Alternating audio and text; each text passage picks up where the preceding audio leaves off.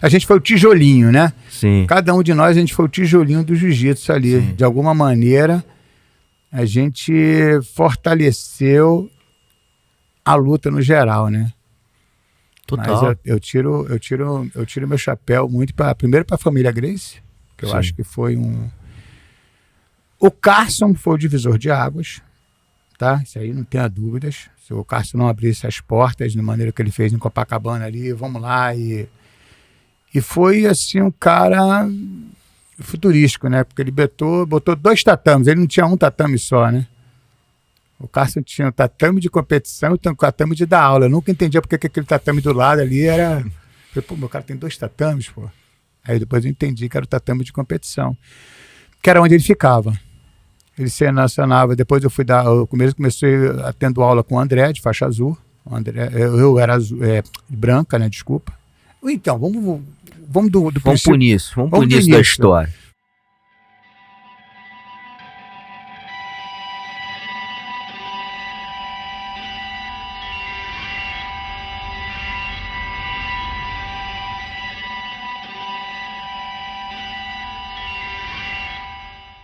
Sempre uma honra receber, né, grandes mestres da nossa arte. E você é mais um deles, né, meu irmão? Que eu tenho muita admiração. Nossa. E desde sempre, né? Porque eu acho que quando eu comecei o jiu-jitsu, provavelmente já era até faixa preta. Com certeza. Enfim, então eu acompanhei, né, assim, muito assim da sua jornada, né, cara, como de novo, como um grande mestre, né? Eu acho que o mestre é aquele que já tem muito tempo, muita vivência, né? É. E uma coisa que eu falo muito aqui também na conversa, você atravessou gerações, cara, né? E movimentos do jiu-jitsu, né? Ganhando inclusive uma maturidade que é hoje, né? Hoje, assim, virou um outro negócio, né? Completamente. Que tem muita coisa boa, né? Mas tem talvez, a gente pode falar disso aqui durante a conversa, algumas coisas perigosas, né? Da gente cair em algumas armadilhas, como aconteceram em algumas outras artes marciais, né? Isso pelo menos é a minha visão, né? E a gente até falou aqui um pouco assim, da questão da arte marcial, da defesa pessoal, o quanto é importante, né? A gente deixar isso um pouco de lado. Outro dia eu até fiz um call aqui com um cara que é americano, né? Enfim, a gente vai fazer um projeto junto, ele é especialista em mobilidade. E eu tava falando, cara, minha aula, que a gente vai fazer junto, foi assim, minha aula, eu trago muito pro lado da defesa pessoal, não é muito jiu-jitsu esportivo. Claro. E aí eu falei, vou te explicar por quê, cara, porque eu acho que isso é a essência da arte marcial, né? Enfim, então... Eu recentemente fiz uma entrevista também com o Vitor Terra, cara, eu fiquei amarradão, porque o Vitor ele sabe muito. Prega, o Goraíbe também, sim, o Guilherme. Essa sim. parada de a gente fazer essas entrevistas com os caras tá me deixando assim maravilhado, porque o Vitor é novo, cara. Fiquei muito feliz. Sim. O Goraíbe é novo, sim, mas veio da metodologia da Gracie, né? O sim. Goraíbe, o Guilherme e o Vitor Terra, né? Também. Cara, muito legal. O Vitor veio do Paulo Maurício, né? Começou pelo Paulo Maurício, foi... Sim. Cara, muito legal o trabalho dos caras. Muito bacana. É isso que você me prega. O cara prega essa filosofia de levar a essência do jiu-jitsu. O cara não pode perder isso. Eu sempre falo isso. Tempo bato. O cara chega lá na academia, eu quero aprender isso. Calma. Agora, recentemente, estava dando aula para um cara, o cara chegou para mim e falou assim, eu estava dando uma posição para ele, e ele chegou para mim e disse, mas daí eu vou participar pro triângulo de mão. Eu falei, calma. Brincando com ele, eu falei, calma, tu tá na postura 3, tu tá indo na postura lá 35, calma, bicho, volta aqui. Porque eu vi no YouTube. Eu falei, calma também. Não acelera, senão isso vai te atrapalhar. Sim. E isso, é interessante você falar isso, porque isso é até um comportamento humano, né, cara? E é aquilo que a gente estava também trocando aqui antes, uma coisa que eu acredito muito, né? Assim, o jiu-jitsu tem essa relação com a vida, né, e com a humanidade muito forte, né? É muito verdadeiro, porque ali a gente está colocando para fora, se expressando de uma maneira muito natural, né? E profunda até, porque não é só a parte física, né? Toda a nossa parte emocional, você tem que sensorial. tomar muito cuidado com o que você fala, né? Porque o aluno ali, ele tá querendo ter um mestre. Ele tem um cara que ele vai seguir, vai ser um seguidor, ele vai fazer os teus mesmos movimentos. Sim. Entendeu? De repente até a tua postura ele vai te seguir. Sim. Entendeu? E eu até vi numa conversa sua, você falou um negócio interessante, cara, que volta e meia eu falo para meus alunos também, né? E foi para mim assim, eu fui percebendo isso com o tempo. Eu acho que a gente vai amadurecendo, né, cara? Olha para trás, coisas que a gente não dava muita bola, ou o nosso mestre falava pra gente, a gente, porra, irmão, chato pra cacete, né? Mas essa questão da responsabilidade que a gente vai adquirindo ao longo do tempo, né? E da graduação, né? E muitos alunos seus, no caso, viram referência ali dentro, né? E quando o cara recebe uma graduação, ele tem que entender também que ele é um exemplo. Ele vira um exemplo. Vira um exemplo. Né? Então todas as atitudes dele são importantíssimas, cara. Isso. Né? Porque as pessoas estão aprendendo ali com ele também, né, cara? Completamente. Então, assim, isso tudo que acontece, né, cara, é um grande exemplo, espelho da vida, né? E que a gente vai sendo treinado. E às vezes a gente nem se dá conta. Eu tava falando do meu caso, eu não me dava conta que esse processo estava acontecendo, né? Mas eu fui me dar conta depois com muito tempo. Né? E experiência, inclusive, como eu te falei, em outras áreas da minha vida, principalmente na área profissional, que eu estava usando as ferramentas do jiu-jitsu. Isso aí. Sem saber, entendeu? Isso aí. Então, a parte da filosofia e da essência, cara, é essencial para a formação, né? Então, quando a gente vai para o lado só esportivo, que é super legal, eu também competi muito, você também foi um grande competidor. Muito, 20 anos.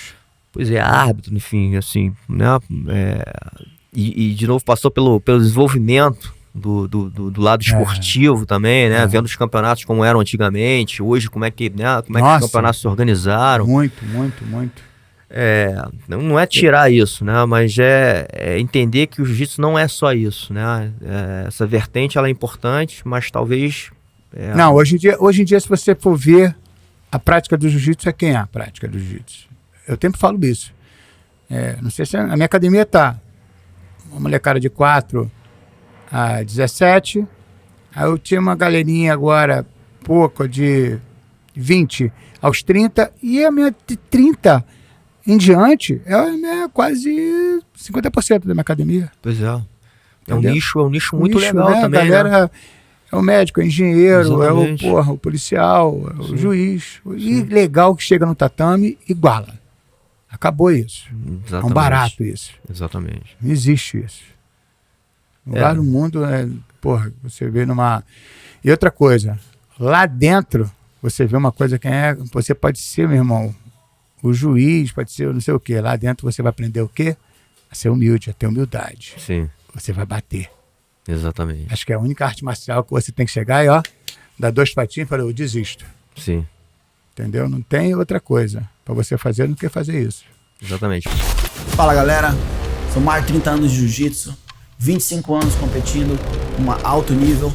Hoje trago para você, em português, pro Brasil, a guarda diamante.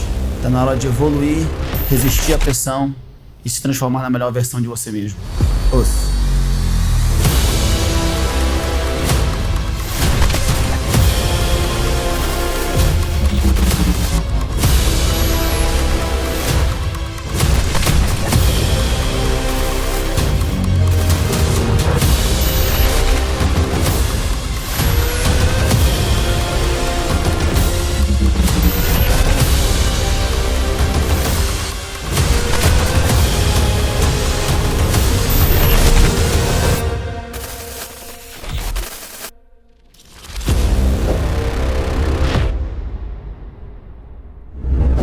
Por isso que é um treinamento e muito real, né, cara? Porque, assim, você pode falar isso tudo, né? A gente aqui tá numa conversa, escrevendo um quadro negro, né? Mostrar a teoria desse negócio. Mas esse treinamento, ele é muito real, porque o cara vai apertar teu pescoço mesmo, vai apertar, cara, você vai sentir a dor pra você, inclusive, pensar naquele momento, né? E vários acabam se machucando por causa... segurei um pouquinho mais por causa da vaidade e tudo mais do momento, né? Isso você tem que passar pro aluno desde cedo. Sim. Para não correr o risco de ter uma lesão, de ter um comprometimento ali entendeu? Sei lá. E ele se decepcionar, né? Eu acho que os primeiros 3 meses são essenciais do faixa branca. Eu sempre falo isso. Os primeiros 3 meses na academia é essencial, porque o cara entra completamente, engraçadíssimo isso, né? Que eu sempre falo isso também.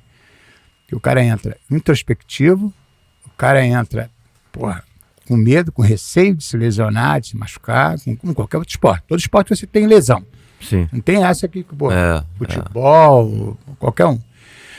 E o cara acha sempre que ele vai, o quê? Primeira frase que ele fala, eu vou apanhar muito. Eu falei, vai nada, cara. Tu vê ao contrário. Tu vai conquistar muita coisa aqui dentro. E aí depois, no primeiro ano, que o cara ganha os graus dele, né? Primeiro ano ele ganha azul dele. Tu vê o cara na entrega de faixa, ele parece que é amigo já de anos, milhões de anos do cara. Sim. E aí o jiu-jitsu tem aquela celebração, depois tem um churrasco, né? O churrasco final de ano é clássico na gente, né? Sim. E aí vem toda a velha guarda. Isso é um legal, eu fiz agora, recentemente, a entrega de faixa dos garotos. E aí vem aquela velha guarda, os caras, né?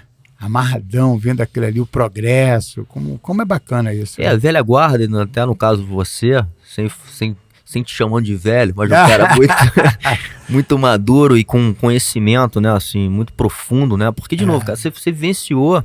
É uma coisa até que eu falei com o mestre Della Riva, ele até se emocionou na hora, eu até botei outro dia esse corte. Vocês pavimentaram, né, cara? Vocês já abriram estrada para esse negócio. Isso, eu sempre falo isso. A gente foi o tijolinho, né? Sim. Cada um de nós, a gente foi o tijolinho do jiu-jitsu ali. Sim. De alguma maneira, a gente fortaleceu a luta no geral, né? Total. Mas eu tiro meu chapéu muito primeiro para a família Gracie, que eu acho que foi O Carson foi o divisor de águas, tá? Isso aí não tenha dúvidas. Se o Carson não abrisse as portas da maneira que ele fez em Copacabana ali, vamos lá, e foi assim um cara futurístico, né? Porque ele botou 2 tatames, ele não tinha um tatame só, né? O Carson tinha um tatame de competição e um tatame de dar aula. Eu nunca entendia porque aquele tatame do lado ali era... Eu falei, meu cara tem 2 tatames, pô. Aí depois eu entendi que era o tatame de competição, que era onde ele ficava. Ele se relacionava, depois eu comecei tendo aula com o André, de faixa azul. Eu era azul, branca, né? Desculpa. Então, vamos do Vamos pro início da história. Como é que eu entrei pro jiu-jitsu? Eu entrei pro jiu-jitsu que eu era aquele cara, porque eu queria primeiro franzino e tal, né? E aí, um belo dia, eu conheci o Júnior. Agora, antes disso, né, mestre? Com todo respeito, mas você é mais um da safra de Manaus, né? Mais um Manauara. Que talvez as pessoas não saibam, mas... Não, eu fui o primeiro a ser o campeão aqui. Carioca, brasileiro, fui o primeiro aqui. A chegar a fazer essa ponte, né? É impressionante como é que Manaus, né, meu irmão? Tem alguma coisa ali na água que, só sai bicho... Deve ser a água do cauchi, que a gente chama lá o cauchi. Quem sabe que é amazonense sabe é o cauchi. Então, meu irmão... Comer o peixe, tucunaré, tambaqui ali, né? Adoro. Toda vez que eu vou lá, eu lambo os beiços ali, é muito bom. Delícia. Mas, cara, eu vim na intenção de estudar, fazer direito aqui. E aí eu simplesmente conheci o Júnior, por acaso, tinha na Figueiredo de Magalhães, que era a Rua dos Lutadores, o Pinduca, Peixotinho, esses caras todos frequentavam, o Paulo Caruso. Frequentava essa rua, Figueiredo de Magalhães e Copacabana. Uhum. Copacabana, antigamente, as ruas eram, ninguém se dava. As ruas era dividido em território. Facções. Isso, era território. Eram ruas amigas, ruas, Eu caí sem querer, eu morava em Santa Clara do lado da Figueiredo, fui para Figueiredo. Jogando futebol Rio contra Manaus, conheci o Juninho, filho do Carson. Ficamos amigos e tal, e falou assim, Manaus, vou te levar lá na academia do meu pai. Falei, vamos lá. Fui lá, meu irmão. Cheguei lá, tava o mestre. Tinha quantos anos nessa época? Eu tava com uns 15 para 16 anos, assim. Tava o mestre lá. E lá em Manaus você não tinha tido Então, nenhum eu tive contato, aula lá em Manaus mas não foi uma aula, né? Foi um grupo de amigos, o rapaz era faixa roxa, que vinha aqui no Rio fazer o intercâmbio e voltava para ensinar pra galera, né? Na época. E aí, cara, quando o Juninho me chamou, eu falei, beleza, eu vou lá, quero conhecer. Primeira aula lá em Manaus minha, o cara chegou assim, aí galera, atenção, hein? Vou apagar a luz. Eu falei, apagar a luz? todo mundo na parede. Eu falei, ih, caramba, era uma garagem. Eu falei, caraca, meu aluno na parede. Botamos aqui, eu falei, pô, aí o cara fortão, gordão, já veio pro meu lado. Eu falei, ih, meu Deus, já era. Quando apagou a luz, a primeira tapa foi dele. Pá! Toma! Taparia, meu irmão. Taparia no escuro. Maneiro. Sacou? Maneiro. Aí daí ele podia ter sido, porra, peidado na farofa e não ter ido mais. Sim. Mas eu fui. Adorei. Maneiro. Fiquei amigo dos caras, porque os caras eram... Pô, e começamos a... Falei, que legal. Aí eu percebi que era um grupo. O jiu-jitsu faz isso. Sim. O jiu-jitsu, querendo ou não, ele te deixa você confortável. É o que eu falo pro meu filho sempre. Isso aqui são seus amigos. Aqui tu vai ter uma família. Tu pode... Sim. Isso aqui é tua família. Vai por mim. Vai por mim, que isso aqui é tua família. E aí, dito e feito. Aí eu fui no Cássio, cheguei no Cássio, de branca, o Cássio chegou pra mim, ô, meu irmão, ele chama de bichão, né? Ô, bichão, beleza? Tudo bem? Bota esse kimono aqui. Deu um kimono pra mim, fui lá, troquei de roupa, me treinar na aula. Primeiro treino que eu fui dar foi com o Clóvis, amigo meu, hoje em dia mora em Miami, acho que é uma Flórida, não, Califórnia, São Francisco. Aí vamos lá, vamos treinar e tal. Pô, o cara me pegou 5 vezes, André, no braço, em menos de 2 minutos. Eu falei, porra, cara, que isso? É aqui mesmo que eu vou ficar, bicho. Não vou sair daqui, não. Segundo o mestre Silvio Berg, essa é a melhor maneira de você chamar um cara pra treinar jiu-jitsu, meu irmão. Pega o cara, dá um pau. Dá um pau nele. E o cara fica impressionado, fala assim, porra, quero aprender esse negócio. E foi assim, né, cara? Foi assim que eu acho que... Muita gente foi assim. Pô, os Gracie mesmo, né? Eles... ferro e fogo. Ferro e fogo. Cara, meu irmão, morava do lado. Virou minha segunda casa. Cadê o bolão? Tô na academia. Cadê o bolão? Tô na academia. E aí, bicho, eu comecei a... Né? Azul, primeiro campeonato. O Cássio já me viu como potencial, porque eu sempre fui competidor. Joguei waterpolo, competi natação, porra. Meu irmão, o que tu quisesse, eu competia, adorava competir. Isso é da pessoa. Sim. Isso é um dom de você gostar de competir. É o que eu sempre falo para os alunos. Não é competir. Você vai se testar. Isso é importante. Todo dia tu está sendo um teste na vida. Tu acordas, é um teste. Qual vai ser o teu dia hoje? Entendeu? Sim. E aí, cara, eu fui primeiro campeonato na Lins. Lembra da Lins? Chegou a competir lá? Não. Mas eu lembro. Eu lembro da Niterói. Isso. Cara, pô, primeiro campeonato. Eu errei o primeiro campeonato. Fiz 4 lutas. O que eu não sabia? Aí que veio agora, todo mundo faz preparação física, leva mochila com comida e tal. Naquela época, 81, 82, eu não tinha noção disso. Aí eu fui com leite e uma maçã na barriga, porque eu tinha que pesar, né? Sim. Chegou lá na hora, pum, beleza. Só que não tinha essa organização que tem agora, para vocês terem uma ideia, hein? Se você que está assistindo aí, olha, primeira luta, cheguei 9. Lutei às 11, primeira luta. Segunda luta, 1 hora. Burro, devia ter comido um macarrãozinho. Se eu tivesse levado alguma coisa, um whey, que hoje em dia. Terceira luta, 4 da tarde. Quinta luta, 6 horas. Meu irmão, eu estava praticamente quanto tempo sem comer? O dia inteiro, meu irmão. Sei lá quantas horas. Sim. Fui fazer a final. Pô, tava bem, tava ganhando de 4-0 na final. O cara me deu fechou a guarda, me deu o meu triângulo. Eu fiz a postura aqui. Quando eu posturei, teto preto. Perdi a luta. Cara, eu fiquei muito zangado. Mas foi um aprendizado, né? Sim. Foi um aprendizado. O cara nem acreditou, não foi nem triângulo, foi meio triângulo. Não tava nem pegando. Aí, beleza, aprendi. E dali, eu fiz conheci, eu até te comentei isso, qual é o nome dele, do mestre da meditação? Kleber Tani. Você conhece? Conheço. Nossa, cara. Isso aí foi também. Esse é muito caixa grossa também. Nossa, isso aí foi um divisor de águas, cara. Treinou muita gente também, né? Muito. Eu acho que o Rickson, Alan Góes, Vitor Belfort, esses caras todos. Sinistro. Daí, cara, aí eu segui. Aí eu peguei a minha medalhinha, fui numa academia, falei, pô, meu irmão, quero pra você ver, né? Eu queria o apoio de vocês, vou botar a marca de vocês no meu kimono. Eu mesmo. eu tô aqui que sou campeão aqui desse campeonato, vice-campeão desse campeonato. Pô, tá bom, vamos te patrocinar, vou te botar um personal. Aí ganhei um personal. Maneiro. Opa, maneiro. Fui numa loja de roupa. Na época, o surf estava muito ligado ao jiu-jitsu. Era modinha, que muitos caras do tatame era, porra, treinava lá, os caras do surf lá. O surf, os sempre dois, foi né? aliado ao jiu-jitsu. Um influenciou muito o outro, né? Assim, na parte cultural, falo muito isso. O próprio açaí, o açaí, você deve conhecer o açaí lá do norte do Brasil, né, cara? É muito diferente do açaí que hoje o mundo conhece, né, cara? E talvez a forma como foi, essa conexão com o surf, inclusive, ajudou.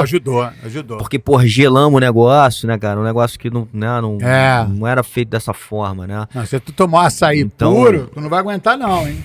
E o açaí no norte é diferente, é com farinha arini, tá? Não vai achando que o cara bota esse melado aí, come com a comida mesmo, né? Come com peixe, lá no norte come com peixe, entendeu? Então, acho que essa mistura, e foi muito saudável, né, assim, porque, enfim, resgatou uma cultura, né, cara, que foi importante para esse, que a gente chama de estilo de vida do jiu-jitsu. O que o Ricardo Americano fala, o lifestyle. Lifestyle, muito exatamente. Maneiro. E que a gente exporta hoje. Só o carioca. É o carioca. O carioca isso. Botou esse estilo aí que eu achei muito legal que ele falou. Isso é perfeito. Entendeu? Então acho que essa relação com o surf, com a praia, né, cara? Acho que aí eu cheguei na Lightning Bolt, que era ali na farm ali. Uma lojinha lá, tinha lá o Zeca. Falei, qual é, Zeca? Quero patrocínio aí. Falei, tá bom. Vou te pagar a inscrição. Opa, já melhorou. E vou te dar 10 peças de roupa por mês. Falei, opa, tá bom. Cheguei com meus camaradas, primeiro mês eu peguei, segundo mês eu peguei, já estava cheio de roupa da Light Quicksilver. Aí eu comecei a lutar os campeonatos e aumentar as peças.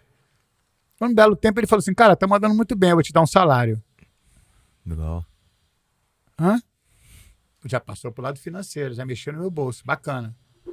Aí eu fui indo, cara. Quando eu vi, eu tava com a Light Bolt Quicksilver, que ele também pegou. Fui um dos primeiros atletas patrocinado. Olha que maneiro, tinha um salário, né, bom.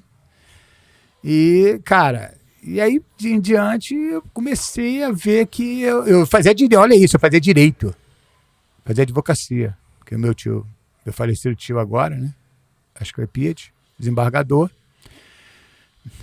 Tava nesse canal, tinha umas primas também, uns primos advogados. Eu falei, cara, vou fazer advocacia, né, mas, meu irmão, me apaixonei. Quando deu 3 anos de advocacia, eu comecei a ir pro tribunal para fazer o estágio. Tinha que fazer, né? Sim. Parecia mais segurança do tribunal do que, advogado, Subia com ele no elevador, os próprios juízes falavam que ele era desembargador, né? Tinha uma moral lá dentro, me levava com ele pro tribunal. Aí vai assistir tal audiência, me botava na... Aí quando eu subi no elevador, aqueles caras falaram, Ascler, e eu só de sacanagem botava o Ray-Ban, né? Aquele Aviator, né? Espelhado. Aí os caras, Ascler, segurança novo, eu ficava calado só de sacanagem. Meu sobrinho, não sei o quê, os caras, entendeu? Maneiro. E aí, cara, tu acaba fazendo muito contato. Sim. A vida te dá isso, eu falo sempre para as pessoas, sacou?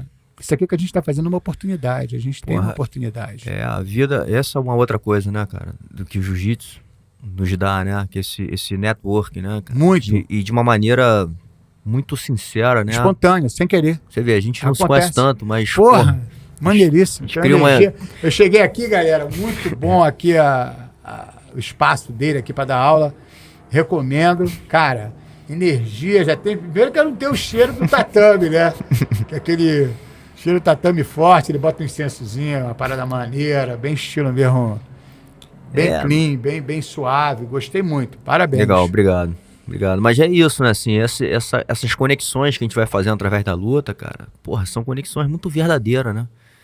Porque, voltando para aquilo que a gente estava falando, o jiu-jitsu no dia a dia é uma troca muito sincera, muito verdadeira. Ali você tá expondo, cara, teu lado mais...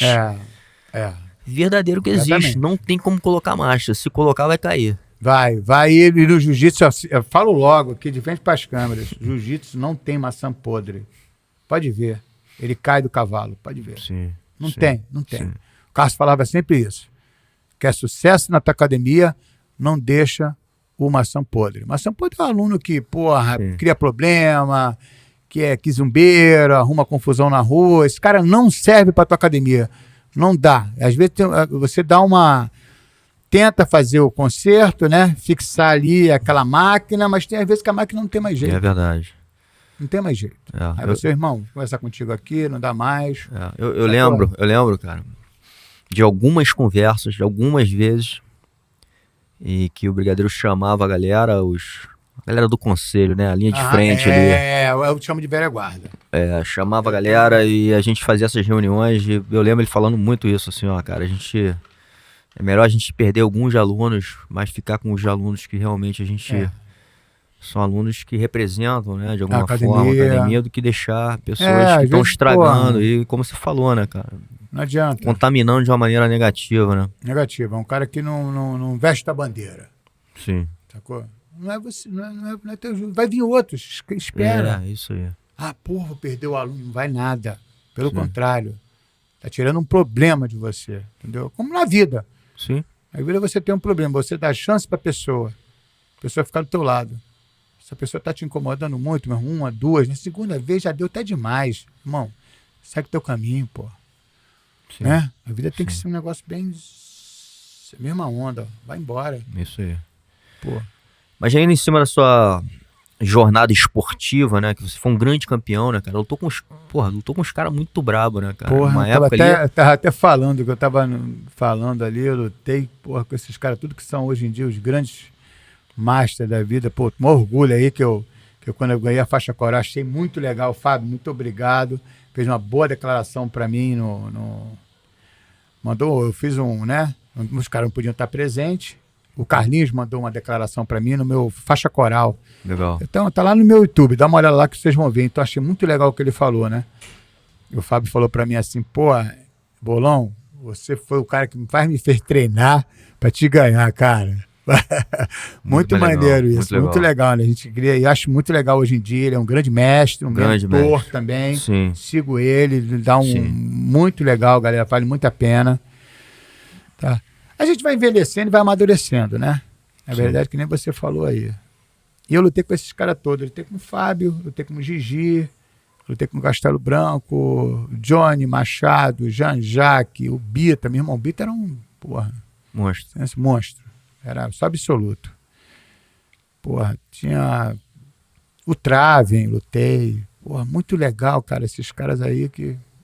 Sabe? Que hoje em dia eram grandes referências, né, cara? E viraram, né? Hoje, grandes mestres, como você tá falando. É o tijolinho. Cara. Sim. É o tijolinho, que me fala, o cara que fez o jiu-jitsu. Tudo que a gente tá aqui, hoje em dia você tá vivenciando, é graças a essa galera aí. Exatamente. Que lá de trás pavimentou a tua estrada. Nunca esqueça disso. Sim. Entendeu? Não adianta nada você falar um monte de coisa e tal, mas não reverenciar o que fizeram lá atrás por você. Isso aí. Isso eu acho uma outra coisa muito importante, eu tento fazer, né? Até às vezes trago muita gente, né, dessa geração do início, cara, porque eu faço questão de mostrar para os caras quem foi aquelas pessoas. De ter uma gratidão, cara. Eu acho que é uma coisa do nosso código, inclusive marcial, né? Assim, a gente tem que ter gratidão pelos nossos mestres, né? Que abriram o caminho ali pra gente, cara, e tiveram a sabedoria, né, a energia, a entrega de passar esse caminho maravilhoso. Então, se não fosse por eles, meu irmão... Porra, né, e vocês, cara, eu falo assim, porque vocês vivenciaram uma época que tudo era mais difícil, né, cara? Assim eu vejo, né? Porra, vocês estavam... Cara, a gente vivenciou uma época que era tudo desafio. Exatamente. O jiu-jitsu era, entre aspas, a melhor luta. Não tem jeito, o nego falava isso. E aí, cara, era um teste. Você, como lutador de jiu-jitsu, você era testado todo dia. Todo dia tu faz jiu-jitsu? Porra. Uma vez, fui agredido numa boate que o cara cismou comigo e pum. Me deu aquele famoso socão na cara. Eu falei, qual é, irmão? Eu falei, kickbox. Já falou pra mim. Porra, não deu nem tempo que ele falou kick. No meio do kickbox ele tava voando na baiana. voando na baiana, caindo montado, nele os caras separaram. Mas o jiu-jitsu era isso, ele era muito... Hoje em dia não, né? Já pegou a essência do jiu-jitsu. Os caras decifraram, já botaram ali o sprawl, botaram ali a joelhada. Então aí agora é outra coisa. Agora você para ser campeão do UFC, você tem que fazer as 4 lutas, né? O jiu-jitsu, o muay thai, o boxe. Ajuda aí, André. O wrestling, né? O wrestling. Muito importante. E a luta que ele pratica. Sim. Né? O Lyoto foi o karatê. Exatamente. O Anderson foi o muay thai. O Vitor com boxe, com jiu-jitsu. E aí os caras foram mudando. Mas antigamente, na época de ouro do jiu-jitsu, que o jiu-jitsu era... Dá uma olhada lá no YouTube, vai lá, não precisa a gente falar não. Vai lá ver o confronto jiu-jitsu luta livre. Sim. Que era na mão. Os caras são os guerreiros. Tanto os caras da luta livre quanto os caras do jiu-jitsu. Os guerreiros, pô. Sim.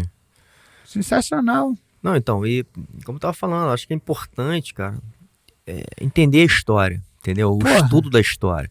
Né? Você chegar até hoje a uma faixa preta, não é só a parte técnica, né? Não é só você ser um bom treino, né? Acho que essa parte da filosofia, da história do jiu-jitsu é importante. Então, e às vezes, como eu falei, às vezes se perde, né, cara? Muitas pessoas não conhecem os caras que fizeram, né, abriram esse caminho. Né, uma garotada de hoje, às vezes não conhece os grandes mestres. Tinha tanto desafio, vou contar uma história para vocês aqui. Depois dá uma confirmada aí, isso aí. Só que eu tô na mente aqui, lembrando que eu sou um pouco... Não tenho tanta essa memória, mas teve uma luta, quando era faixa azul, campeonato Lightning Bolt, me vê aí. Escreve no comentário aí do André que depois me fala. Teve uma luta lá no Lightning Bolt ou no Armazém do Esporte. Um desses 2 campeonatos que teve lá na Urca, Forte da Urca, eu era faixa azul, ganhou o campeonato, peso absoluto, e ficamos esperando a última luta. Antigamente, para você ver como é que era um sucesso, antigamente a última luta, o ginásio ninguém saía, ninguém arredava o pé, porque quem ia lutar? O Rickson Gracie. Olha isso, que maneiro. Caraca, o Rickson, né? Primeira luta que eu assisti dele, que é a única que eu só sabia dos meus amigos que treinavam o Peixotinho, o Pinduca, contavam deles da Linge, né? E aí eu não peguei, não tinha visto, não. Tinha visto ele, depois eu vi ele com o Rio, depois. Mas primeiro foi essa primeira luta. E aí teve a galera, o Rickson ia fazer uma luta só. Veio o Hillion, para você como é que era o teste. O Hillion, acho que fez com Salsão, se não me engano, do judô, do Flamengo. E aí o Hillion pegou ele 1 minuto na leg lock. Pegou, mas pegou mesmo, de estourar o joelho. Fiquei impressionado, né? Você faixa azul, o cara faixa preta, o Hillion. Só que o mamão, né? O Hillion era... Acho que o Hillion era 69 quilos, 70 quilos, 70 quilos. O Salsão era a seleção brasileira de judô, eu acho, né? Ou então treinava para a seleção brasileira de judô no Flamengo. Era... Cara, peso pesado. O Hillion acabou a luta ele 1 minuto. Eu fiquei impressionado, né? Você faixa azul ali. Eu falei, caramba. E depois teve o Rickson com o Marco Aurélio. Né? Marco Soares, Marco Aurélio. Não recordo o nome dele. E aí, cara, tava uma galera toda ali do judô, jiu-jitsu. Ali você vê, você que é inocente, não percebe o clima que tava aquele ginásio. Mas, porra, era a galera do judô de um lado e a galera do jiu-jitsu aqui, sacou?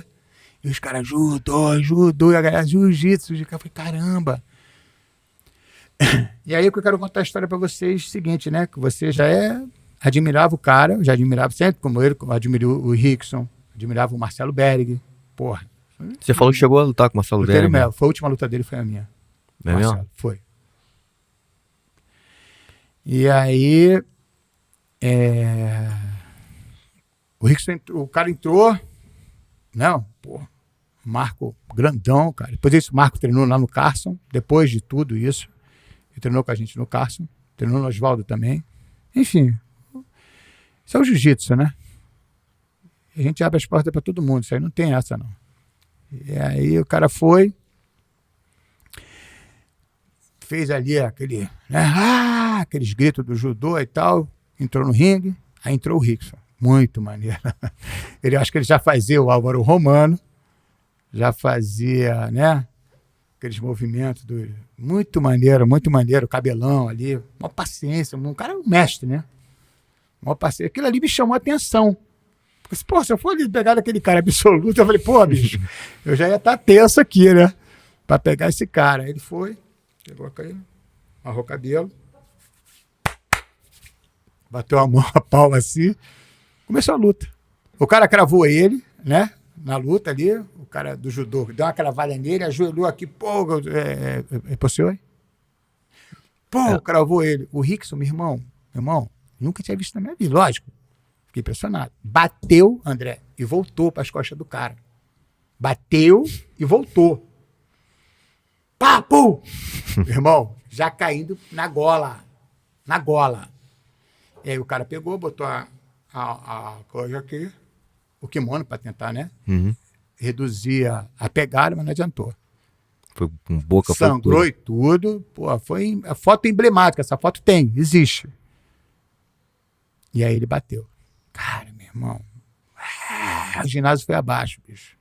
Mas isso é que eu tô falando, querendo dizer para vocês, o jiu-jitsu era testado. Sim. Dia a dia. Sim. Dia a dia a gente era testado.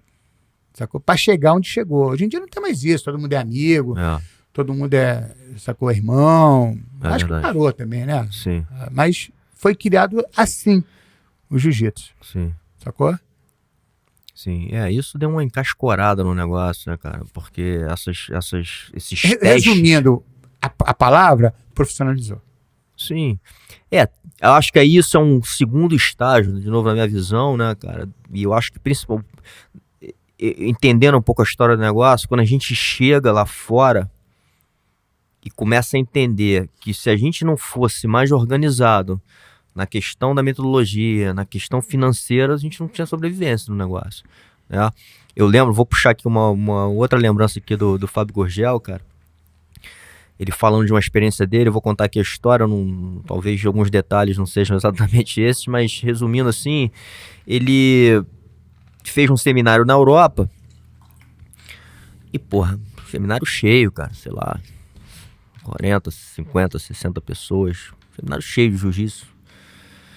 E um aluno dele lá falou assim, porra, mestre, eu gostaria que você fosse lá conhecer a minha outra escola de arte marcial que eu faço.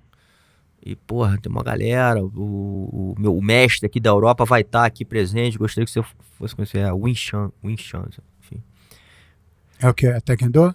Karatê? É tipo um Taekwondo, enfim.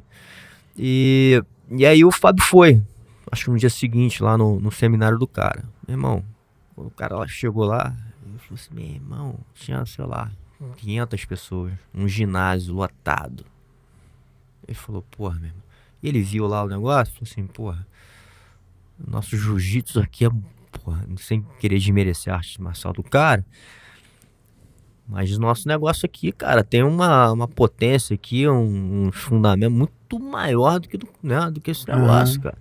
Mas o que ele entendeu a partir daquele momento? Cara, que aquilo ali tinha uma organização. Claro, cara, claro. Entendeu? E aquilo ali fazia toda a diferença do negócio, né? Então, assim, eu acho que a gente começou a entender, principalmente quando a gente começou a ir pra fora, a gente, eu sei de várias histórias, que, pô, você chega lá fora, você começa a lidar, o próprio Renner e o Hiron, né, que já nasceram lá, filhos do Rorion, né, eles vivenciaram, eles falam muito daquela coisa do turnover, né, do pessoas que entravam e saíam do jiu-jitsu, pô, tinha 80% desse negócio.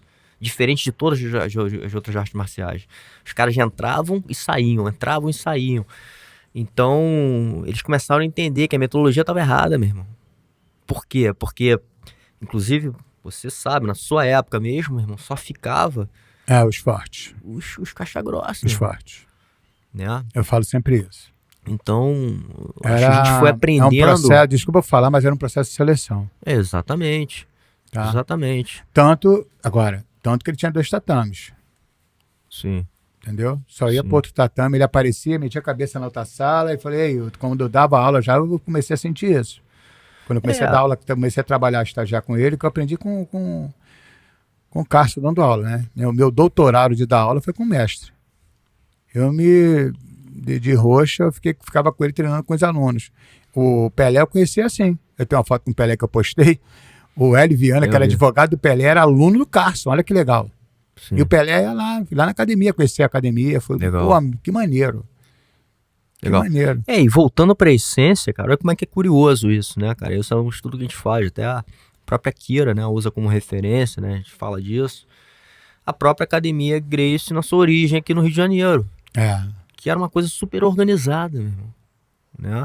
E lá, porra, tinha, sei lá quantos, 600 alunos, enfim, só tinha aula particular, né?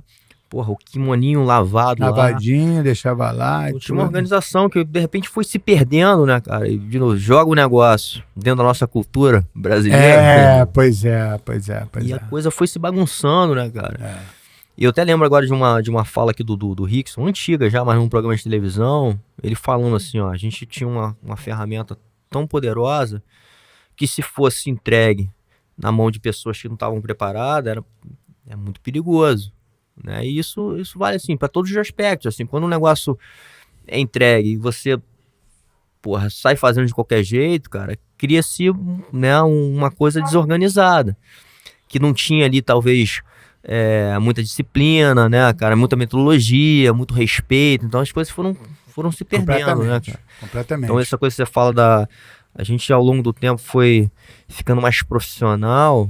Né? Foi erros e acertos, essa é a palavra. Isso aí. O erros e acertos do jiu-jitsu que foi chegando onde chegou, cara. Isso aí. Você acabou de falar, pô, eu dei aula no Filadélfia, né? Mesma coisa aconteceu comigo. Você ficou quanto tempo lá? Fiquei 3 anos. Por que resolveu voltar? Quando eu voltei para pegar o visto, encontrei minha esposa. Aí, aquela coisa, fiquei aí, mudei a metodologia. E ela não quis ir para lá? Não. Eu ainda estava com cara de sociedade, eu tinha que mudar muitas coisas. Entendi. E aí eu tive que esperar o visto, né? Quando você faz a aplicação, você faz a... E aí eu comecei a trabalhar, ter que trabalhar aqui, senão eu não tinha fonte de renda. Tinha os alunos aqui, mas o meu professor que ficou não quis tirar os alunos dele, o cara já estava completamente já ajustado com os alunos. E aí eu vou partir para o personal trainer, que é o personal fight. Eu criei essa metodologia hoje em dia que o nego está fazendo isso aí. Em 2006 eu criei o personal fight, eu só não patenteei. Mas eu criei o mix das artes marciais. Como eu sou professor de educação física, eu trabalhava muito com o cara de preparação física, o próprio Chico Salgado, né? Sim. Meu aluno, ele fez meu aluno de... O Chico, eu levei tua história maneira, eu levei o Chico lá para fora e eu treinei o Chico para treinar para lutar o sem kimono no Naga. Um dos campeonatos hoje em dia era muito evidente, mas na época estava começando e tal, e nesse dia ele teve um aluno do Matt Serra, sem kimono, na semifinal, e um aluno do Renzo na final, muito maneiro. Isso, porra, foi bem bacana, sem kimono. O moleque era talentoso mesmo. Não, o moleque é uma fera braba, né? Talentoso, às vezes cara. ele não sabe, né, muito desse background, mas o moleque, meu irmão, casca grossíssimo. Eu conheço o Chico, ele fica muito talentoso. Pra luta, então, cara, qualquer coisa que ele fazer, porra. E aí ele pegou esse trabalhinho aí, levou pro modelo dele, logicamente ajustou. Sim. Profissionalizou o negócio e explodiu. Maneiro, né? Sim. Não, é legal que teve a sua mão, né, cara? Ele fala, ele não nega, ele fala que eu fui o percussor, pioneiro e tal, mas, pô, cada um tem... Hoje em dia tem um monte, né? Sim. Tem um monte, mas cada um tem o seu método, a metodologia de trabalho diferente. Isso é legal. Sim. Agora, já recebi aqui algumas pessoas, né, que foram aluno direto do mestre Carson. Uhum. Né? E eu sei que o mestre, ele tinha, assim, uma forma muito diferenciada, né, cara, de lidar, e eu acho que muito da personalidade dele também, né? Era um Gracie, mas que talvez lidou de uma maneira diferente, até se a gente for comparar com o resto da família, né, cara, que tinha aquela doutrina toda, ele tinha uma coisa muito diferenciada, né, cara, e criou ali um celeiro de campeões, de casca grossa, né, desde cedo, muito essa coisa, desde cedo ele montou um time, né, ele queria montar um time. Quando teve a separação, a divisão da academia dele, que o Carlinhos saiu para Barra, e o falecimento do mestre Hollis, ele, a partir dali, juntou os alunos e começou a fazer a nível de competição bem forte. A academia do Carson, eu sempre falo isso, né? Mas é a pura verdade, só você pesquisar. A academia do Cássio, da época que eu entrei, de 88, já ter ganho já antes também, de 82 a 95, ele não perdeu nenhum campeonato. Ele era apelidado de Barcelona do Jiu-Jitsu. Hoje em dia seria. Impressionante, né? Porra. Como é que ele criou um negócio ali, cara. E aquilo que você falou, ele tinha uma mente muito competitiva também, né? Ele gostava desse negócio, né? E de outra formar coisa, os galera, caras. por que ele tinha 2 tatames? Depois eu fui entender com o tempo. O tatame, do lado, você pegava as posições. Do tatame com ele te fazia os teus ajustes da tua posição. Ele era o cara que você está numa linha de produção, numa empresa, e aí o cara montava para você, ó, tá aí o carro tá chegando aí. Aí ele dava os últimos retoques, ó, aqui, ele não dava posição. Ele te dava o retoque. Ponto final. Não, para, tá errado, faz isso. Vai fazer. Volta para lá e vai fazer. Entendeu? Tá errado. Cara, não tinha como. E os caras, por que a gente aprendeu desde cedo lá? Irmandade. Desde a preta até o azul, o cara tem por obrigação passar a técnica pros caras. Sabe o que é maneiro? Eu sempre falo isso na academia. A gente dava treino, André, de 20 minutos. 3 treinos de 20. Mas também a gente não tinha posição. A gente aquecia e treinava. Isso que era o diferencial. Hoje em dia, se você faz um rolo na academia, é 4 de 5. É mentira, é verdade. Sim, é isso. Né? Sim. 4 de 8, que é o do roxo e tal. Sim. 4 de 10, de preta. Sim. Faz 3 de 20. Começa a se testar. Faz 20, descansa 5. Faz 20, descansa 5. Ah, eu tenho um gás. Não tenho. Eu tinha. Gostou da olhada, né? Pô, mas era muito maneiro, cara. Era uma época assim, pô, saúde, né, cara? Você vendia saúde. Sim, total. Vendia saúde. Eu me pergunto, hoje em dia, tem umas lutas minhas e tal, quem eu seria hoje em dia? Eu acho que eu seria o grande atleta que foi o... Eu gostava muito do estilo dele, né? Brincalhão, tá? O Leandro Lô, Deus o tenha. Sim. Mas eu gosto muito do jeito dele, brincalhão, né? É. Eu tinha uma raspagem clássica, que eu raspava todo mundo, clássica. Da azul a preta eu raspei todo mundo. Todo mundo. Era boloniana, né, que eu raspava. E aí eu dava sempre, no final da raspagem, eu dava um gritinho. Uhul, acho que eu seria desclassificado hoje em dia. Certamente o juiz ia fazer, ó. Desclassificar. Mas eu não fazia o grito como um desrespeito. Era um desabafo, porque não fosse na queda de judô, um grito de karatê. Eu fazia isso como muito concentrado. Mas, cara, voltando aqui um pouquinho, esse negócio de desafios do jiu-jitsu, uma vez eu estava lá eu fiz luta livre olímpica, né? Ah, é? Fiz luta livre. Mas que época?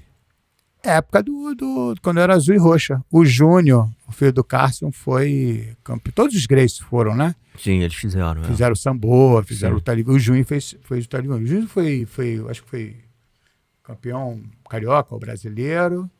Eu também cheguei nesses campeonatos aí com ele. Cheguei muito engraçado que eu fazia a baixada, né? Os caras ficavam meio mordidos comigo. Porque eu não estava normal, né? Eu lutava fazendo quase que, porra, deixando o cara me jogar para baixo para tentar pegar a perna. Então, era muito maneiro. E aí eu tava lá, pintou e o Cássio tinha muito amigo, né? E me levou no clube lá no Santa Luzia. Você lembra desse clube? No centro da cidade. Uhum. E aí veio um cara de judô lá, acho que esse coroa lá que me arrumou esse cara. Me arrumou não, eu tava treinando lá com o Beto Leitão, com o pai dele também. Com o Beto, com o pai dele.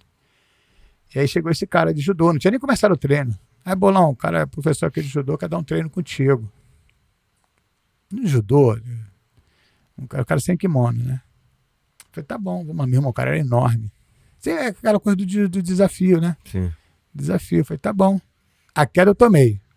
Não tem jeito. A queda eu tomei. Mas nosso chão era muito finalizador, né?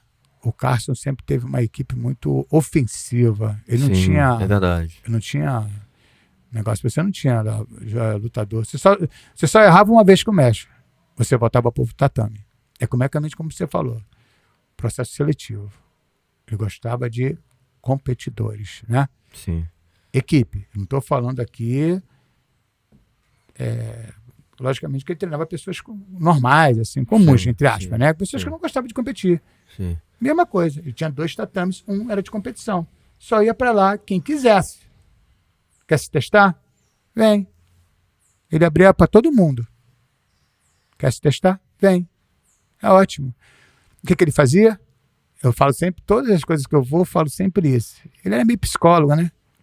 Não, total, cara. Total. Completamente. Todo mundo fala isso. Porque Todo mundo que tinha teve. 100 pessoas na sala, tinha mais ou menos 80 por cabeça, só maluco, só 22, só 22, vamos lá, só 22. Tinha um mestre no meio. Aí ele botava, uma galera vai torcer pro bolão, a outra galera vai torcer pro valide.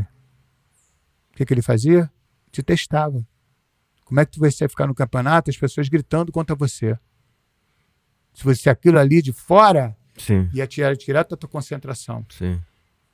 E outra coisa, no meio daquela falação toda, você tinha que se concentrar e escutar a voz dele, hein, cara? A voz dele. Nem sempre eu seguia. Calma. Nem sempre eu seguia. Uma vez eu fui seguir ele, tomei o leg lock. Do Fred Bomba, bicho. Do Fred Bomba. Campeonato Rio Sport Center. Tipo hoje em dia o Campeonato Brasileiro. Luta de preta ou de marrom. Enfim. Aí ele mandou fazer um negócio lá, cara, lá faz isso. Pô, o Fred me deu acho que eu tava esperando, né? Que às vezes você, quando canta a luta, o teu adversário pega, Sim, né? sim. E aí o Fred me deu um leg lock, faltando 40 segundos, que eu tava ganhando. Raspei, lógico. Era o maior barato da luta é o raspar. Eu acho, né? Inverteu o jogo, adorava raspar. Puta, podia ser qualquer tamanho que fosse. Depois que eu lutei absoluto uma vez, ganhei, não larguei mais. E essa coisa de você, quando o cara canta, você escuta a voz do teu mestre, o teu outro adversário escuta. Também. Então tem uma luta que hoje em dia, eu escutei o técnico falar para me bater de batistaca, né? Uhum. Eu dei um triângulo no cara, o cara me levantou, aí falou, bate com ele no chão. Eu, opa, o que eu fiz? Soltei o ar do pulmão. Né? Porque se eu vou com ar no pulmão, eu vou desmaiar. Exatamente. Você sabe disso. Quando ele bateu no chão, eu fechei o triângulo, aí acabou a luta. Eu finalizei, mas foi aquela coisa de interpretação, né? Porra, André, eu falo pra caramba. Não, porra, tem que falar mesmo. Mas cara, mas é bom falar um pouquinho uma bíblia aqui, né, irmão? É muita história. Cara, é muito, porra. E dentro do ambiente do Carson, quem era o seu maior, assim, a referência ou o rival ali dos treinos? Porque sempre tem, né? Uns caras assim, porra, não, esse cara pra mim... Até agora eu até te mandei um negócio do Alan Góes. O Alan Góes é, porra, do caramba, porra, um cara que sensacional, mas logicamente que ele é uma geração depois da minha. Eu já fui entregando, eu de preta, já fui dando azul e roxa pra ele, né? Que ele treinava com a gente, no ringue da gente, e foi depois pra competição pra lá. O Alan Góes, mas, cara, eu tinha muito desafio, né? Eu não tinha um cara, tinha uns caras assim que eu idolatrava, era o Rosado, era o Peixoto, porra, o próprio, Pinduca. Pinduca é um monstro. Pinduca, tem que tirar o chapéu aí do jiu-jitsu e dar uma placa. Fosse Carlinhos, chegava aí, meu irmão, Pinduca comprou barulho aí do jiu-jitsu na época, no auge. Sim. Muitos caras se fosse a Confederação, a IBJJF, faziam uma menção honrosa. Não, com certeza. Tá? Com certeza. Menção Tem muitos honrosa. caras que... Muitos caras que vangloriaram o jiu-jitsu, né? Sim. Que deram essa moral pro jiu-jitsu. Sim. Porque o jiu-jitsu era um desafio antigamente, pô. Não tem a dúvida nenhuma. Sim. Mas o cara que eu tinha como parâmetro, pra mim, era um dos caras, né? Cada um tinha um modelo no Carson, né? Mas um dos caras que era mais finalizador do Carson, depois que entrou na academia, virou o Libório. Todo mundo fala, cara, Libório. do Libório, impressionante, Porra. né, cara?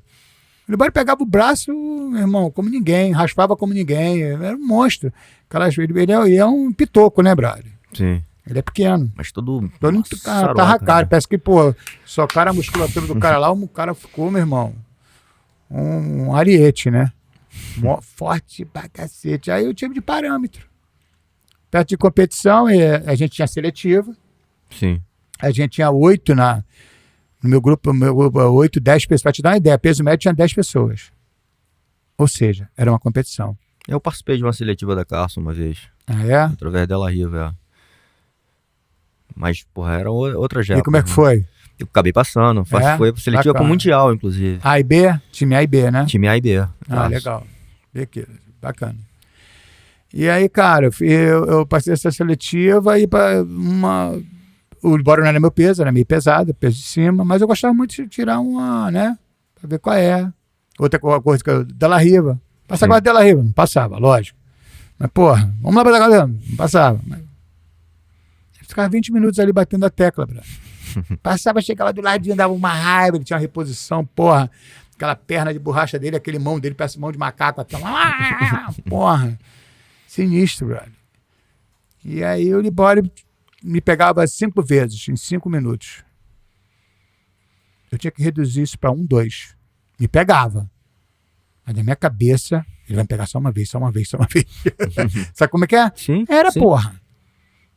E era bom. Porque era um divisor de água para você. Total. Eu tinha um cara, porra. E eu tinha toda... Falando agora de competição. Já tinha patrocínio de roupa, patrocínio de comida. Restaurante Couve-Flor era muito bom, porra. Couve-Flor, academia. Ou seja, já estava naquela época, em 82, já estava, até 90 já estava bem estruturado. Primeiro atleta bad boy, fui eu. É mesmo? Primeiro atleta bad boy patrocinado, fui eu. Depois eu botei o Amauri e o Valide, entraram depois. Mas eu gostava muito da competição. Eu tinha umas coisas que eu fazia que era um caminho natural para vencer, uma estratégia. Eu ia lutar domingo. A gente tinha campeonato ou sábado ou domingo. A gente não tinha ainda campeonato 2 vezes. Ou então fazia até a semifinal no sábado e domingo eram as finais. Era muito maneiro. E aí eu fazia estratégia. Eu ia na casa da minha tia. Depois daquele campeonato, a minha tia soube e preparou para mim um almoço. Macarronada com filé mignon e aquele negócio de espinafre. Um negócio de espinafre. Como é que é um molho de espinafre? Uhum. Pô, meu irmão. Não sei se deu certo ou não. Fiquei viciado. Eu só ia por causa... Eu tinha comido a minha tia. Minha tia Maria Augusta. Te amo. E depois eu gostava muito de ir nas paineiras. Como eu fazia o Álvaro Romano, fiz o Álvaro Romano também. Eu fiz o Kleber. Porra. Como é que foi essa experiência com o Kleber, assim? Ótima. Mas como é que você visualizou esse contato com ele, assim, de entender que isso poderia ser importante, né? E depois, como é que foi o processo, assim, para você?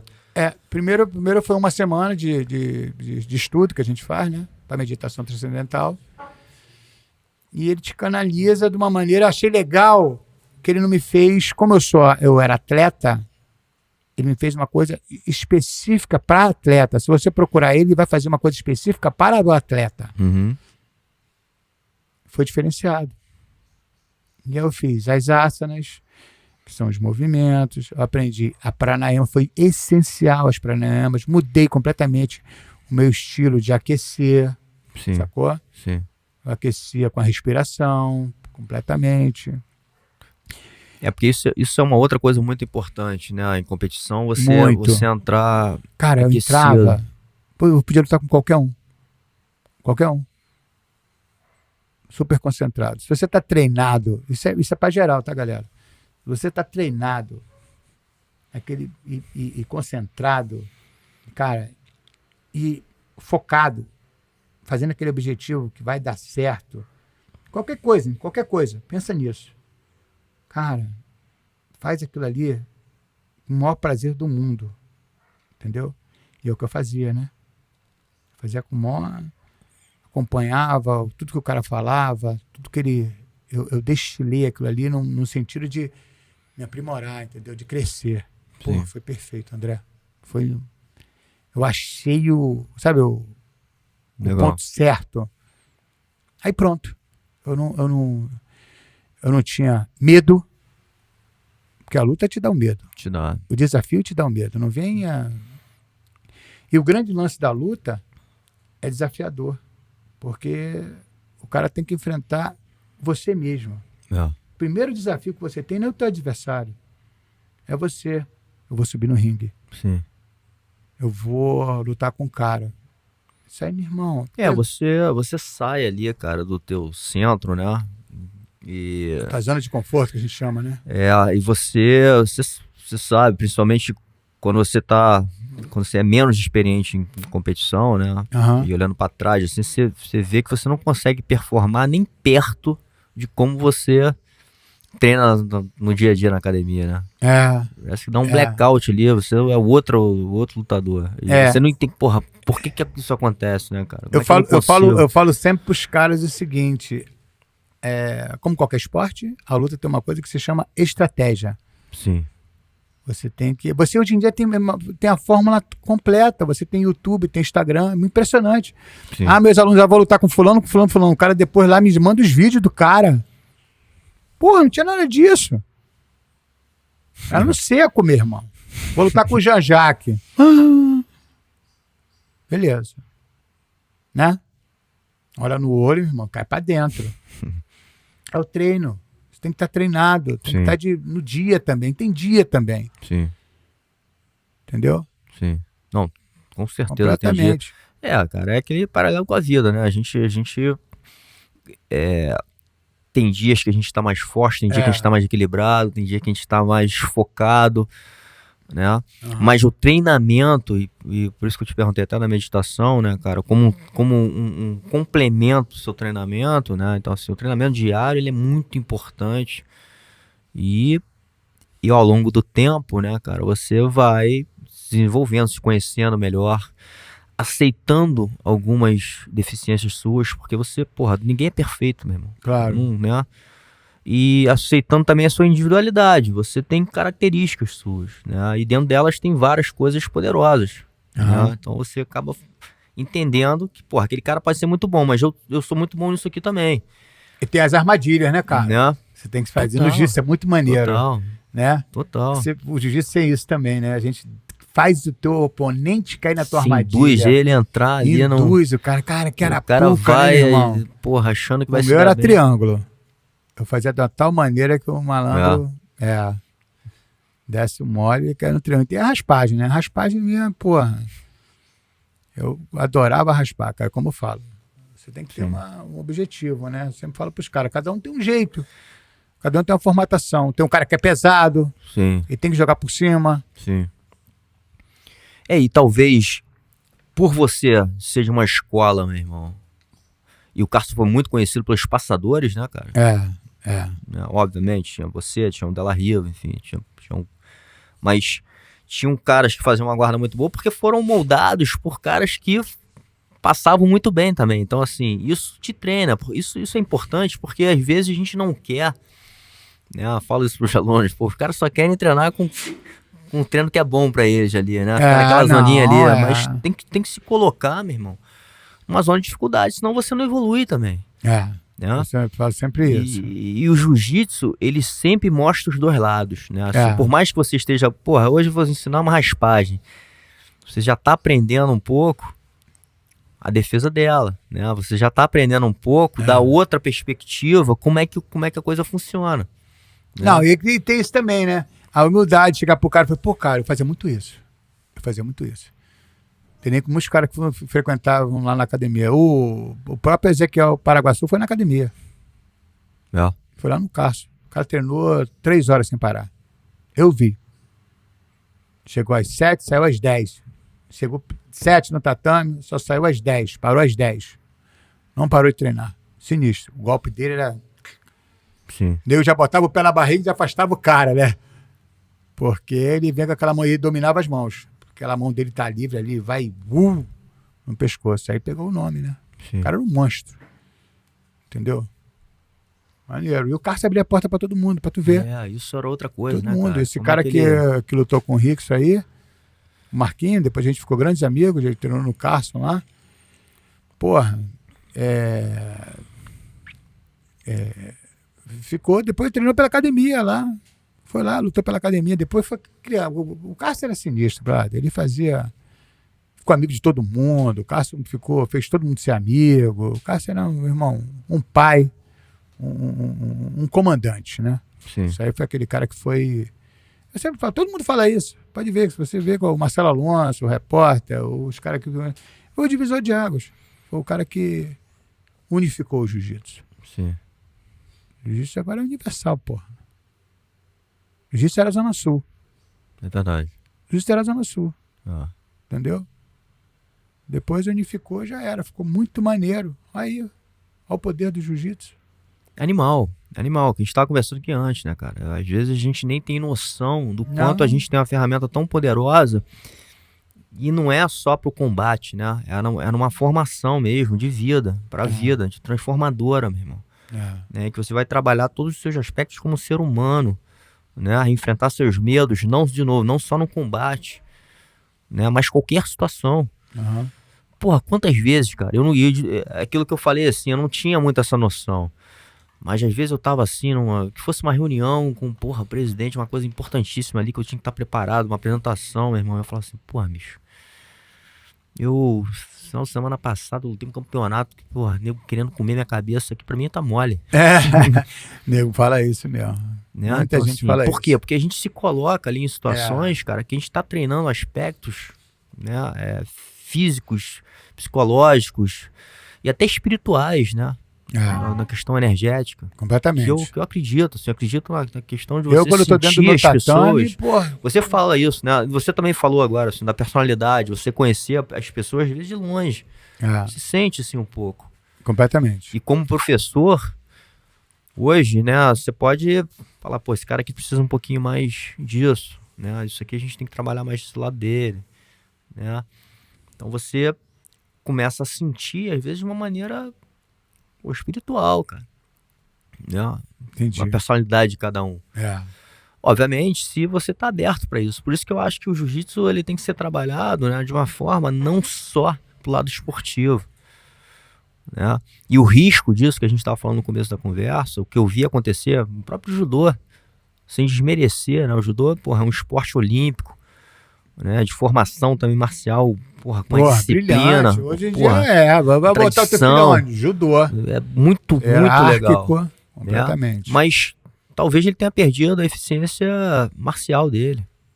E tem alguns porquês, a gente entendendo a história. O próprio karatê. O Lyoto agora virou um grande representante, mas você vai ver, até eu trouxe, já que o Vinícius, fiz agora um evento com o Vinícius Anthony, cara, um grande entendedor do karatê profundo, ele fala isso. O quanto, quando foi pra vertente esportiva, cara, ele deixou de lado a essência. Entendi. E a essência da marcialidade. Claro. Tá? De você resolver um problema ali enfim, de agressão, enfim, né? Então, porque ele fica só na vertente esportiva ali, do jogo. E o jogo tem regra. Claro. O jogo muitas vezes é por uma questão comercial do público, ou de televisão, enfim. Então, isso às vezes, cara, vai tirando elementos importantes da arte marcial. Né? E aí, descendo uma camada, inclusive, mais profunda, são os princípios, né, cara? Aquilo tudo que, aí já é a parte da filosofia mesmo, né? O que o código Bushido nos deixa aí, né? De respeito. Cara, isso é engraçado, você vê, às vezes quando eu vou dar aula de defesa pessoal, tu já vê, principalmente os graduados antigos, né? Cara, eu já vim pro rola e tal, vai fazer, cara. Tu vai fazer. Não gosto. Entendeu? Vai fazer. Você vai fazer. Depois o cara faz e tal, né? Porra, mestre, maneiro e tal. Claro, cara, isso é um bom, você tá, além de você estar revendo Sim. as posições, é bom que você atiça, né? Sim. O teu, a tua segurança, atiça o teu reflexo. Sim. Entendeu? Isso é legal estar em dia. Com certeza, cara. E essa experiência sua, eu tenho tido, né, de novo, assim, fazendo essas imersões que a gente faz, e eu trago muito a defesa pessoal e recebo muito faixa preta e tudo mais, e você vê como é que as pessoas, primeiro, muitos não sabem, porque não passaram por esse currículo. Não, segundo... são excelentes competidores. Sim. Mas Sim. Sim, pecam não ter... Pô, se a gente botar ali pra fazer o nosso treino, nosso rock, Alguns, pô, caras, alguns, né, alguns. São os caras fera braba. Mas, quando fala de defesa pessoal, e defesa pessoal, cara, também não é só a parte técnica. É toda a parte de atenção, de respiração, de você estar calmo pra você resolver uma situação, né, de noção de espaço, de noção de área. Então, assim, quando você vai começando, isso também, eu acho que o Silvio Bering, pô, muito grato por ele, porque ele abriu minha cabeça em relação a isso. Três caras que eu de defesa pessoal, que eu acho que falta até o Álvaro, eu também entrevistar o Álvaro Barreto, mestre Álvaro Barreto. O Álvaro Barreto esteve aqui com a gente. Eu vi, muito maneiro, eu assisto você direto. E aí, o Silvio é um monstro. Monstro. Porra, o Leão Teixeira, então, que é o Zé Beleza, cara, também. Porra. E, pra mim, o Álvaro Barreto. As potências aí do... Você que é uma defesa pessoal, os caras são muito bons nesse processo. Sim. Então, assim, porra, eu vejo quanto muitos ali não tem, né? Não tem ainda essa noção, porque não vivenciou muito isso. Uhum. Né? E às vezes, lógico, o cara chega na faixa preta, sabe até se virar isso, né? Não, mas porque, André, eu vou te falar o seguinte que acontece também, tá? O cara hoje em dia tá vendo jiu-jitsu. Vê se você vai concordar comigo, as pessoas também. O cara hoje em dia chega no jiu-jitsu, ele treina, quer competir, sim, ganhar um espaço, tá? Ganhar notoriedade e abrir sua academia, irmão. Vai pra fora. Quanta gente tá fazendo isso? Abrindo sua academia, tá? Eu acho assim, é um caminho, né, mestre? Mas vou citar aí até o Fábio Gorgel, na época também que a gente fez o curso, ele citou também. Vou citar aqui uns caras que estiveram aqui, que inclusive a gente está fazendo um projeto junto, que são os Irmãos Valentes. Pô, muito bom, né? Esses caras aí, tá vendo? Esses caras aí não são competidores, não tem um time de competição. Isso. Talvez não seja a mínima questão. Talvez seja uma das maiores academias dos Estados Unidos, assim, academia. Isso, né? Não tô falando de associação, tô falando de uma academia, né? Talvez com maior número de alunos, maior faturamento, assim. E os caras, isso, cara, foco na essência do jiu-jitsu, né? Na filosofia do jiu-jitsu e defesa pessoal. Então tem um negócio de grande sucesso, né? Então, esse caminho que você tá falando, tudo bem, né? Mas talvez seja um caminho um pouquinho mais restrito, né? Porque o funil é mais apertado, você tem que ser um grande campeão. Pra você ser um grande campeão, porra, meu irmão, não é fácil. Hoje em dia, então, é árduo. Meu irmão. O caminho é árduo. Você vê, eu acho que ao longo da evolução... Até porque hoje em dia, quando tu tá evoluindo, vem as grandes academias e te tira da academia que você tá. Exatamente. Te leva pra fora. Exatamente. Te oferece algo mais, aí você já vai ter um outro... Né? E eu acho que a gente foi evoluindo. Então, assim, hoje, parte de ensino, cara, a metodologia é muito melhor, a gente aprende mais rápido. As crianças, você vê as criancinhas hoje, meu irmão, os moleques lutando. Porra, cara. O que esses moleques vão ser daqui a pouco? Os garotos de Manaus, cara. Os garotos de Manaus, os moleques de Manaus que estão vindo aí, a Nova Sábado, tem impressionado. Vê agora o Campeonato Brasileiro em São Paulo, não teve? Teve. Então, ficou na minha academia treinando uns 9 garotos de Manaus. Meu irmão, eu fiquei assim, ó. Qual a idade desse moleque, bicho? O cara falou 10. Eu falei, que isso, bicho? Pois é, tá vindo uma geração, o próprio Melk, né, com o Mika, né, o Mika foi até polêmico aí, recebeu a faixa preta com 17 anos, porque o moleque já tava destruindo todo mundo na academia. Fenômeno, né? E ele vai vir com a molecada, ele fala pra mim, ele fala assim, André, você não tem noção dos caras que a galera nem conhece, que estão vindo aí, os moleques são uns fenômenos, tudo garotada, tá trazendo aí pra lutar o campeonato. E vai vir aí, a gente vai fazer um workshop. Enfim.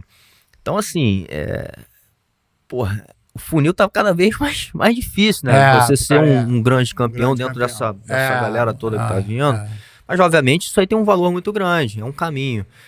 Mas eu acho que, inclusive, na amplitude de você fazer a diferença na vida de pessoas, né, e transformar de alguma forma, de uma maneira positiva, cara, o jiu-jitsu, ele deve ser estudado na sua totalidade.